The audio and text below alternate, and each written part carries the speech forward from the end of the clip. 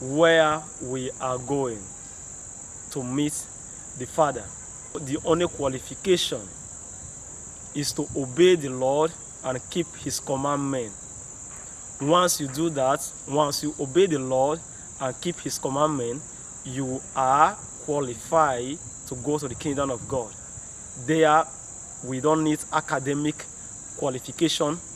We don't need political qualification. There's no knowledge that you are a professor, you are a doctor, you are an engineer. All those things are total waste of time in terms of where we are going, not on earth here. Because every of those things end here.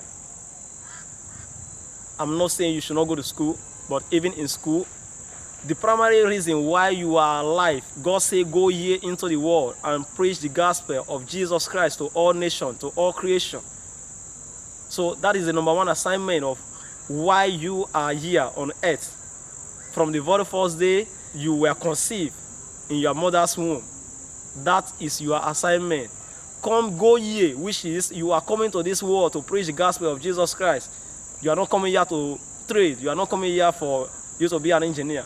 Even if you are an engineer, in your engineering career, also preach the gospel of Jesus Christ, because it is your primary assignment while you are here on earth. Preach the gospel to all living creation. Preach the gospel to all nations.